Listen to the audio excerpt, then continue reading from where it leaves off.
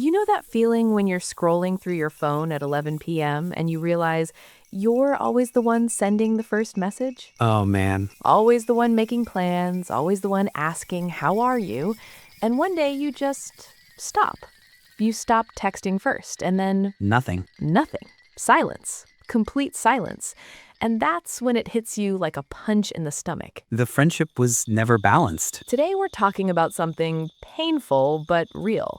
When you realize a friendship has become one-sided. So, if you've ever felt like you're doing all the work in a friendship, this conversation is for you. We're going to walk through a real story, something that happened to someone close to us, and explore the emotions, the language, and honestly, the psychology behind why we stay in one-sided friendships. By the end of this, you'll understand natural English expressions we use when talking about difficult friendship situations. But more importantly, you'll recognize the patterns in your own life. Let's start with Sarah's story. Sarah had a best friend named Emma. They met in college, became inseparable. You know that kind of friendship where you text each other literally everything? The "I just saw a funny dog" texts at random hours. Exactly. But after graduation, something shifted. Emma got a new job in marketing, started dating someone, and suddenly Sarah noticed a pattern. What kind of pattern? Every time Sarah suggested hanging out, grabbing coffee, watching a movie, even just a quick lunch, Emma would say, "I'm so busy right now, maybe next week." Right, but next week never came. And here's the thing that really hurt Sarah. Sarah saw Emma posting on Instagram, at parties, at brunches, with other people. Ouch. So it wasn't that Emma was too busy. She was too busy for Sarah. This is where it gets psychologically interesting. Sarah started doing what we all do in these situations. She started making excuses for Emma. Oh, she's just going through a phase. She's stressed with work. I'm probably being too sensitive. And this is actually a defense mechanism. When we care about someone, our brain protects us from the painful truth by creating alternative explanations. We'd rather blame ourselves than admit the friendship might be fading. Because admitting that means confronting loss, and loss is scary. So Sarah kept reaching out. That's the phrase we use, reaching out. It means making an effort to contact someone. I've been reaching out to him for weeks, but he never responds. Exactly. And for 3 months, Sarah kept reaching out. Until one Friday night, she had this moment of clarity. What happened? She was about to text Emma. Her fingers were literally hovering over the keyboard. And she thought, what if I just don't? What if I wait for her to text me first? The test. The test. So she waited? 1 week passed. Nothing. 2 weeks? Still nothing. And then? A month. 31 days of complete silence. That must have been devastating. You know what the worst part was? It confirmed what she already knew deep down. If she stopped trying, the friendship just stopped existing. But then something unexpected happened.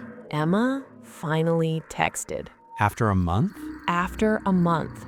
And the message said, "Hey stranger, where have you been? We should catch up soon." Wow. And Sarah just stared at that message. She felt this mix of anger and sadness and something else. Relief? Almost. More like vindication. That feeling when your suspicions are proven right, even though it hurts. This message is actually fascinating from a communication perspective. Where have you been? Emma is shifting the responsibility. She's making it sound like Sarah disappeared, when really... Sarah was the only one who ever initiated contact. Exactly. And "we should catch up soon"? That's super vague language. No specific plan, no real commitment. It's what we call keeping someone on the hook. You maintain the connection just enough so the person doesn't completely drift away, but you're not actually investing in the relationship. Sarah was at a crossroads. That's an expression we use when you have to make an important decision. I'm at a crossroads in my career. Do I stay or look for something new? She could reply and pretend everything was fine, or she could finally speak up. Address the elephant in the room. That's a great phrase. The elephant in the room means talking about the obvious problem that everyone is avoiding. So Sarah decided to be honest. She texted back, "Hey Emma, I need to be real with you. I've been the only one reaching out for months. When I stopped texting first, I didn't hear from you for a month. That hurt." Direct. Very direct. And you know what? Emma didn't respond for 3 days. 3 days? When she finally replied, she said, "I'm sorry you feel that way. I've just been really overwhelmed. You know I care about you." Okay, let's break down that response because it's actually quite revealing. I'm sorry you feel that way? That's not a real apology. A real apology would be, "I'm sorry I haven't been a good friend." Right. I'm sorry you feel that way puts the problem on Sarah's feelings, not on Emma's actions. And "I've just been really overwhelmed." Again, an excuse without actual acknowledgement. The phrase, you know I care about you, is interesting too. It's asking Sarah to remember past affection instead of showing current effort. Imagine this happens to you. A friend says, "I'm sorry you feel that way," instead of, "I'm sorry for what I did." How does that land? It probably feels dismissive, right? Like your feelings are the problem, not their behavior. Exactly. And this is where Sarah had to make a choice. Sarah replied one last time. She said, I appreciate you saying that. I think we might just be in different places right now. I need friendships where the effort is mutual. I wish you all the best. Wow, that's mature. It was hard for her. She told me she cried after sending it, but she also felt lighter. Because she stopped pretending. Exactly. She stopped carrying a friendship by herself. Here's what Sarah learned and what we can all take from this. One-sided friendships drain you.